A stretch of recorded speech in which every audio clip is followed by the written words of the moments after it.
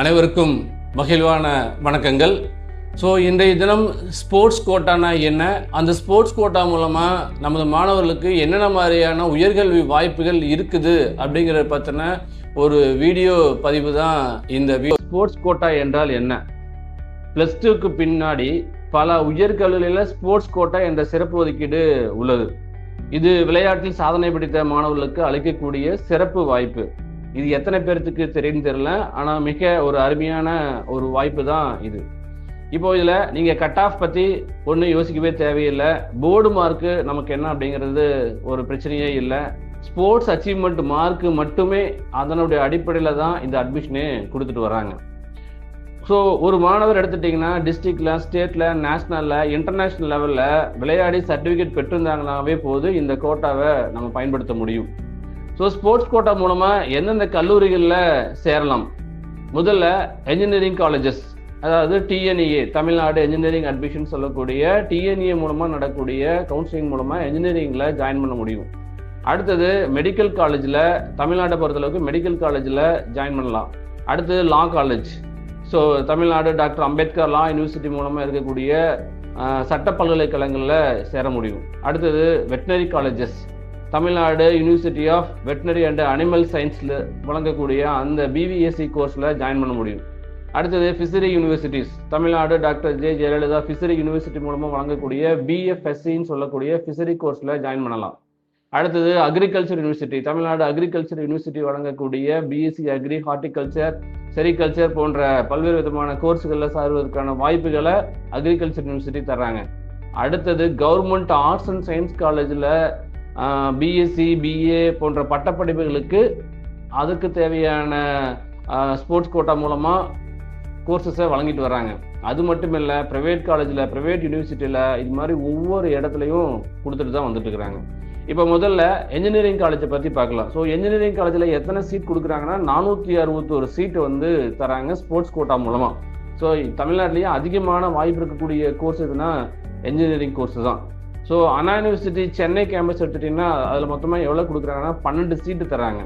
So அதே போல் government and government aided engineering காலேஜில் 13 சீட்டு, அண்ணா யூனிவர்சிட்டி கான்ஸ்டியூட் காலேஜ்னு சொல்லக்கூடிய 16 காலேஜில் 14 சீட்டு தராங்க. அது மட்டும் இல்லாமல் செல்ஃப் ஃபைனான்சிங் என்ஜினியரிங் காலேஜில் தலா ஒரு சீட்டு கொடுத்துட்டு வந்துக்கிறாங்க. ஸோ மொத்தமாக 461 சீட்டு என்ஜினியரிங் மட்டுமே கொடுத்துட்டு இருக்கிறாங்க. ஸோ என்ஜினியரிங்கில் ஸ்போர்ட்ஸ் கோட்டா என்பது மாணவர்களுடைய ஒரு ஃபேவரட் கோட்டா தான். அடுத்தது மெடிக்கல் காலேஜ் எடுத்துட்டிங்கன்னா ரொம்ப குறைவான சீட்டு தான் கொடுக்குறாங்க. So MBBS government plus self financing medical காலேஜில் எவ்வளோனா 7 சீட்டு, அதே போல் டென்டல் பிடிஎஸ்ன்னு சொல்லக்கூடிய டென்டல் எவ்வளோனா 1 சீட்டு கொடுக்குறாங்க. ஸோ ஸ்போர்ட்ஸ் கோட்டாவில் எம்பிபிஎஸ் சீட் பெற நேஷ்னல், இன்டர்நேஷ்னல் பிளேயருக்கு அதிகமான வாய்ப்புகள் உண்டு. அடுத்ததாக லா காலேஜஸ்.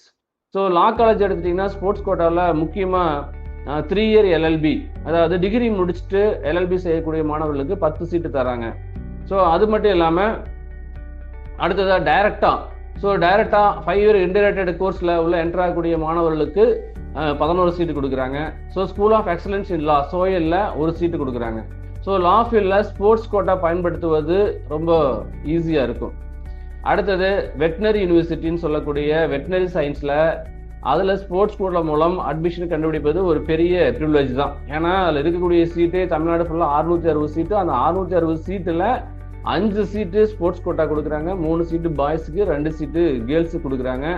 அதுக்கு அடுத்தது ஃபிஷரி சயின்ஸ்னு சொல்லக்கூடிய டிஎன்ஜேஎஃப்யூவில் 2 சீட்டு, பிஎஃப்எஸ்சிக்கு 2 சீட்டு கொடுக்குறாங்க.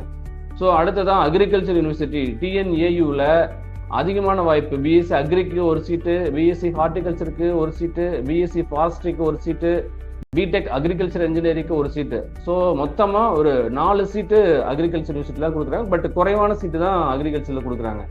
அதே போல் government arts and science colleges, so இதில் ஸ்போர்ட்ஸ் கோட்டா எடுத்துட்டிங்கன்னா அதிகமாக பயன்படுத்துகிறாங்க. யூஜி அட்மிஷனில் மட்டும் 3% ஆஃப் சீட்டு, டோட்டல் சீட்டில் 3% of seat based on sports கோட்டாவில் கொடுக்குறாங்க. எவ்வளோ யூஸ்ஃபுல்லாக இருக்குன்னு பார்த்துக்குங்க.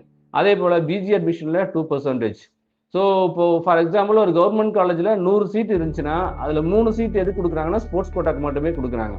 அப்போ ஸ்போர்ட்ஸில் அச்சீவ்மெண்ட்டாக இருக்கக்கூடிய மாணவர்களுக்கு ஆர்ட்ஸ் அண்ட் சயின்ஸில் வந்து ரொம்ப ஒரு சேஃபஸ்ட் ரூட்டை நம்ம சொல்ல முடியும். அது மட்டும் இல்லாமல் ப்ரைவேட் காலேஜஸ் அண்டு ப்ரைவேட் யூனிவர்சிட்டிஸ்லையும் இது மேக்ஸிமம் ஸ்போர்ட்ஸ் கோட்டாவை கொடுத்துட்டு வந்துட்டு இருக்கிறாங்க. ஸோ இது ஒரு மிக அருமையான ஒரு வாய்ப்பு. So special sports quota seats, அதில் ஸ்பீக் concession, 20% to 100% scholarship, management based sports preference, so இது மாதிரி எக்கச்சக்கமான வாய்ப்பு கொடுக்குறாங்க. ஸோ பர்டிகுலராக எடுத்துட்டிங்கன்னா Loyola, Madras Christian college, SRM, VIT, Sastra, அதுக்கப்புறம் பிஹெச்டி, ஜிஆர்ஜி, கொங்கு, ரத்தனம் போன்ற பல கல்லூரிகளில் ஸ்போர்ட்ஸ் கோட்டா மூலமாக அட்மிஷன் கொடுத்துட்டு வந்துட்டு இருக்கிறாங்க. ஸோ இப்போ என்னென்ன காலேஜில் என்னென்ன ஸ்போர்ட்ஸ் கோட்டா கொடுக்குறான்னு சொல்லிட்டேன். இப்போ ஸ்போர்ட்ஸ் மார்க் எப்படி கொடுக்குறாங்க அப்படிங்கிறத எடுத்துக்கலாம். முதல்ல 4 நிலையில் கொடுக்குறாங்க. 1 international level, 2 national level, 3 state and regional level, 4 district level. So இந்த 4 நிலைகளில் தான் கொடுத்துட்டு வந்துட்டு இருக்கிறாங்க. ஸோ இதில் நம்ம ஒவ்வொன்றா பார்க்கலாம். முதல்ல இன்டர்நேஷனல் லெவல் எடுத்துட்டிங்கன்னா அது ஹையஸ்ட் மார்க். இது உலகளாவிய போட்டிகள் அச்சீவ்மெண்ட்டுக்கு அதிக மார்க்கு.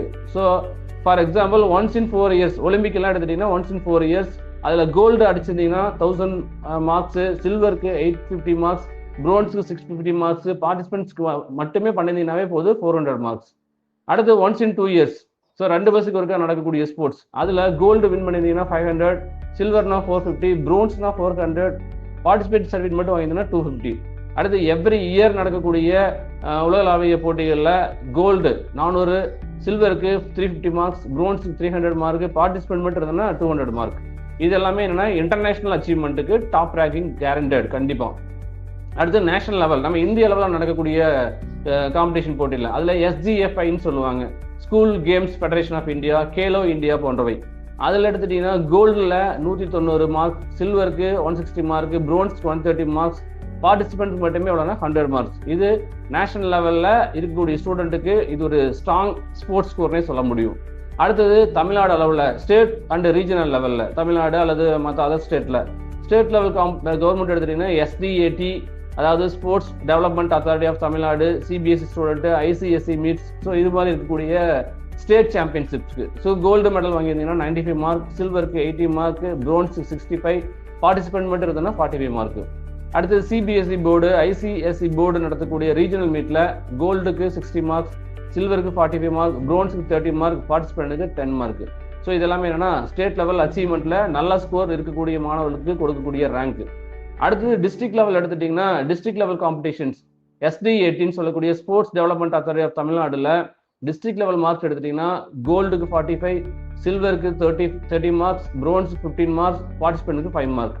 ஸோ டிஸ்ட்ரிக்ட் லெவலில் மார்க் குறைவாக இருந்தாலும் 4 இயர் பர்ஃபார்மன்ஸ், 4 வருஷம் நீங்கள் கண்டிப்பாக, அதாவது 9th 10th 11th 12th இருந்தீங்கன்னா உங்களுக்கு ஒரு நல்ல ஸ்கோர்ஸ் கிடைக்கும்.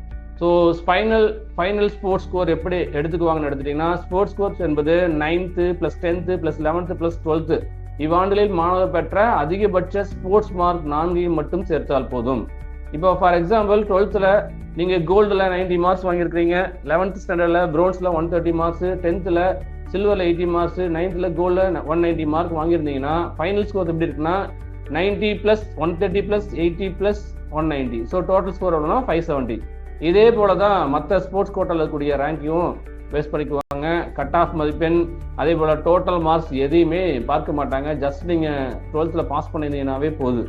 ஸோ ஸ்போர்ட்ஸ் கோட்டா யாருக்கெல்லாம் மிகவும் பயனுள்ளதாக இருக்குன்னா district level players, state level players, அதே போல் SGFI, Khelo Indian players, national and international players, long time sports background student, cut off குறைவாக இருந்தாலும் குட் ஸ்போர்ட்ஸ் ரெக்கார்டு உள்ள மாணவர்களுக்கு இது ரொம்ப ரொம்ப ஒரு பொருத்தமாக இருக்கும்.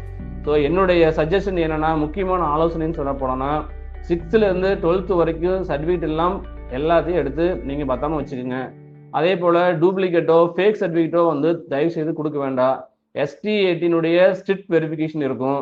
அதே போல் நேஷனல் மார்க் இம்பேக்ட் மிக அதிகமாக இருக்கும். என்ஜினியரிங் சீட்டில் அதிகமான வாய்ப்பு இருக்குது. மெடிக்கல், அக்ரிகல்ச்சர் சீட் குறைவாக இருந்தாலும் காம்படிஷன் ரொம்ப ரொம்ப அதிகமாக இருக்கும். ஸோ ஃபைனலாக நான் என்ன ஸ்டூடெண்ட்டுக்கு சொல்ல வரேன்னா, ஸ்போர்ட்ஸ் அச்சீவ்மெண்ட் என்பது ஒரு மாணவனுடைய கல்வி மற்றும் உங்களுடைய கேரியர் பாதையை மாற்றக்கூடிய மிகப்பெரிய கோல்டன் ஆப்பர்ச்சுனிட்டி. அதனால் ஸ்போர்ட்ஸ் கோட்டா மூலமாக நீங்கள் engineering, medical, law, veterinary, agriculture, arts and science என அனைத்து துறைகளுமே சிறப்பான வாய்ப்புகள் உள்ளன. எனவே ஸ்போர்ட்ஸ் அப்படிங்கிறது equal to talent, talent equal to opportunity, opportunity is equal to future success. So sports equal to unlimited higher education opportunities. So எனவே மாணவர்களே, நீங்கள் இவ்வளோ வாய்ப்புகள்லாம் இருக்குது.